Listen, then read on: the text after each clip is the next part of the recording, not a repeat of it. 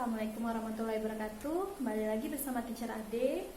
Hari ini kita akan menyelesaikan bagian terakhir dari persiapan kelas 7 UAS 2020. Nah, yuk kita lanjutkan. Kemarin udah sampai nomor 30, sekarang kita lanjutkan nomor 31. Kita lihat dulu soalnya. Perhatikan benda langit berikut: 1 matahari, 2 meteor, 3 asteroid, 4 komet, 5 planet, 6 satelit, dan 7 meteoroid. Nah, berdasarkan komponen tata surya dari data di atas ditunjukkan oleh nomor. Nah, ya, jadi kemarin kan teacher udah ada ya, di materi udah ada teacher berikan itu tentang komponen-komponen benda langit pada tata surya. Nah, yang pertama udah pasti itu adalah matahari, berarti nomor 1 benar. Nah, terus komponen selanjutnya apalagi meteor, apakah dia termasuk? Nah, jadi di sini kan ada 2 nih, meteor dan meteoroid. Nah, ini 2 istilah tapi satu benda yang sama, cuman posisinya aja berbeda. Jadi meteoroid itu masih di luar di luar permukaan bumi, meteor udah masuk ke permukaan bumi, ke atmosfer bumi maksudnya gitu. Jadi kalau di antara meteor dan meteoroid, berarti yang kita ambil adalah meteoroid gitu ya. Jadi komponen yang ada di tata surya berarti yang ada di luar planet bumi gitu. Berarti si meteoroid yang benar. Nah, terus apalagi asteroid benar, komet dan planet. Satelit gimana? Satelit itu adalah benda langit yang mengikuti planet. Nah, berarti dia bukan termasuk tata surya, karena kalau misalnya dia masuk tata surya, otomatis tata surya itu banyak juga itunya anggotanya dong gitu kan. Jadi hanya 1, 2, 3, 4, 5, hanya 5 komponen yang termasuk dalam tata surya. Nomor 1, 3, 4, 5, dan 7. Jadi 1, 3, 4, 5, dan 7 adalah jawabannya C. Oh ya, kalau misalnya kalian dengar suara-suara gemerisik air, itu karena teacher bikin videonya pada saat lagi hujan gitu ya. Jadi mohon dimaklumi. Kita lanjutkan soal nomor 32. Oke, kita lanjutkan soal nomor 32. Nah, kita baca soalnya. Perhatikan gambar susunan tata surya berikut. Yang pertama di sini ada matahari, ada planet pertama, kedua, ketiga, keempat, kelima, keenam, ketujuh, kedelapan. Nah, kita harus hafal planet-planet pada tata surya. Yang pertama apa biasanya? Merkurius. Merkurius yang pertama, yang kedua Venus, yang ketiga Bumi, yang keempat Mars, yang kelima Jupiter, yang keenam Saturnus, yang ketujuh Uranus, dan yang kedelapan Neptunus. Oke, nah kita udah bikin semuanya ya, nama-namanya. Sekarang kita baca pertanyaannya. Planet yang memiliki ukuran paling besar, nah berada di antara planet bernomor berapa? Nah, planet dengan ukuran paling besar itu adalah planet Jupiter. Jupiter itu nomor 5. Nomor 5 itu berada di antara planet nomor 4 dan nomor 6. Berarti di antara Mars dan Saturnus. Nah, nomor 4 dan nomor 6. Di antara nomor 4 dan nomor 6. Berarti jawabannya adalah C. Nah, oke, kita lanjutkan soal nomor 33. Perhatikan soalnya dulu. Perhatikan nama planet-planet berikut. Nah, yang pertama Bumi, yang kedua Mars, yang ketiga Merkurius, yang keempat Neptunus, yang kelima Saturnus, yang keenam Uranus, yang ketujuh Venus, dan yang kedelapan adalah Jupiter. Nah, planet-planet di atas yang termasuk ke dalam planet Jovian ditunjukkan oleh nomor berapa aja. Nah, kalau planet Jovian temennya planet terestrial ya. Nah, planet Jovian ini planet yang komposisinya atau komponennya itu terdiri dari debu-debu dan gas, lebih banyaknya itu, dan juga ukurannya besar. Kalau planet terestrial itu planet yang komponennya itu bebatuan dan ukurannya cenderung lebih kecil, seukuran dengan bumi seperti itu. Nah, berarti kalau Jovian berarti yang planet-planet besar itu contohnya siapa? Jupiter, Saturnus, Uranus, Neptunus, ya kan? Berarti Jupiter ini, Saturnus, Uranus, dan Neptunus. Berarti angka 4, 5, 6, dan 8. 4, 5, 6, dan 8 berarti jawabannya A. Sekian dulu. Lanjut ke nomor 34. Lanjut nomor 34. Nah, kita baca dulu soalnya. Perhatikan ciri-ciri planet berikut. Merupakan planet terkecil, terus dia memiliki atmosfer, kemudian kala revolusinya terkecil yaitu 88 hari. Yang keempat, tidak memiliki satelit. Yang kelima, terletak di antara Venus dan Mars. Nah, karakteristik dari planet Merkurius kira-kira ditunjukkan oleh nomor berapa? Coba kita lihat dulu. Merkurius itu adalah salah satu planet yang terkecil di tata surya.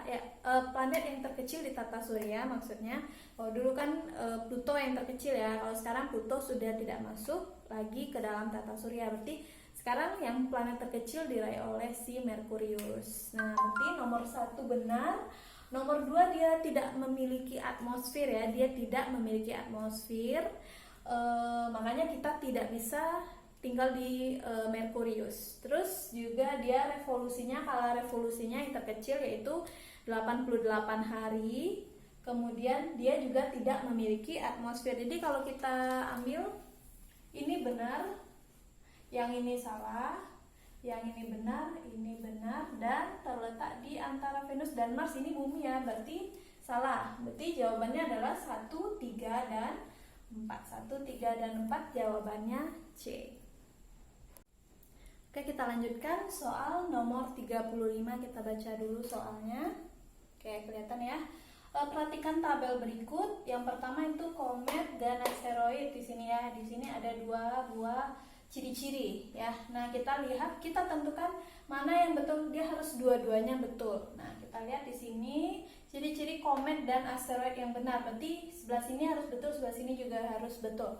Kita baca dulu. Terdiri atas inti komet, koma, dan ekor. Betul. Terus bahan penyusunnya mirip planet. Betul. Ya. Terus kalau yang nomor 2, berarti ini yang nomor 1 betul ya. Nomor 2, bentuk dan ukuran selalu tetap. Betul, ukuran lebih besar dari planet ini salah. Nah, karena asteroid adalah planet kerdil, berarti ini salah. Ekor komet selalu menjauhi matahari, betul. Terletak di antara orbit Mars dan Jupiter, betul juga, berarti ini betul. Tersusun dari batuan yang terbakar, dapat menghasilkan cahaya sendiri, salah. Berarti jawabannya adalah nomor 1 dan nomor 3. Jawabannya adalah A. Kita lanjutkan soal selanjutnya. Kita lanjutkan soal nomor 36. Kita baca dulu soalnya. Perhatikan pernyataan berikut. 1. Cahaya putih menyilaukan mata. 2. Berbentuk seperti mahkota. 3. Suhunya 5.000 sampai 6.000 derajat Celcius. Yang keempat, dapat dilihat saat terjadinya gerhana matahari. Ciri-ciri lapisan fotosfer matahari ditunjukkan oleh nomor. Jadi lapisan fotosfer ini adalah lapisan cahaya pada matahari yang biasa kita lihat pada saat siang hari gitu. Jadi lapisan putih atau kekuningan yang biasa kita lihat di siang hari pada matahari itu adalah lapisan fotosfer. Nah, jadi bukan pada saat gerhana ya, berarti lapisan cahaya putih yang menyilaukan mata itu betul. Berbentuk seperti mahkota juga salah. Yang ketiga, suhunya sekitar 5.000 sampai 6.000 derajat Celcius, betul. Berarti jawabannya adalah 1 dan 3. Jawabannya adalah B. Oke, kita lanjutkan soal nomor 38. Yuk kita baca dulu soalnya. Perhatikan tabel berikut. Tabel yang sebelah sini adalah rotasi bumi, yang sebelah sini adalah revolusi bumi. Kita lihat ya, rotasi bumi itu adalah perputaran bumi pada porosnya itu terjadi seharian dalam 1 kali 24 jam atau 1 hari. Kalau revolusi bumi itu pergerakan bumi mengelilingi matahari selama 12 bulan atau selama 1 tahun atau 365 1/4 hari. Nah, berarti bisa kita katakan revolusi itu untuk tahunan, ya, kata kuncinya itu tahunan. Kalau rotasi itu kata kuncinya adalah harian. Nah, itu harus dipegang ya.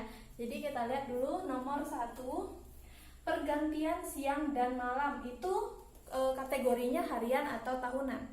Harian ya, karena pergantian siang dan malam itu terjadi setiap hari. Nah, berarti ini betul. Perbedaan siang dan malam. Nah, ini karena akibat dari pergerakan revolusi bumi,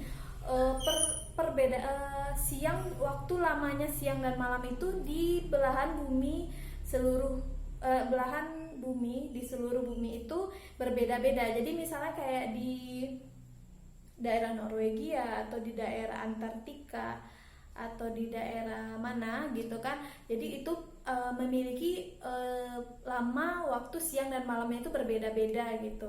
Sama kayak kalau kita kan nih berpuasa nih, nah puasa di beberapa belahan bumi lainnya itu berbeda-beda jangka waktunya. Yang penting kan dari terbit fajar sampai tenggelam matahari. Nah, ada yang lama sekali, hampir 24 jam, seperti 23 jam, 20 jam, itu karena siangnya itu lebih lama daripada malamnya. Sedangkan ada juga yang sedikit kayak di Indonesia itu kan sekitar 12 atau 13 jam gitu ya, tergantung dari daerahnya. Itu karena siang dan malam kita itu hampir-hampir sama jumlahnya gitu kan, 24 jam itu kan dibagi 2 kan 12 gitu. Jadi nggak begitu jauh jarak antara lamanya siang dan lamanya malam seperti itu. Berarti ini betul ya. Berarti ini betul nomor 1. Jadi kiri kanannya harus betul dua-duanya. Oke. Kita lihat lagi di sini rotasi bumi tadi kata kuncinya adalah harian. Rotasi adalah harian, revolusi adalah tahunan. Nah, di sini kebalik ya kan, yang rotasi dibikinnya tahunan, yang revolusi dibikinnya harian. Berarti ini udah pasti salah. Nomor 3, penggembungan bumi di khatulistiwa dan perbedaan rasi bintang di setiap bulan. Nah, jadi akibat dari bumi ini kan berputar ya, berputar.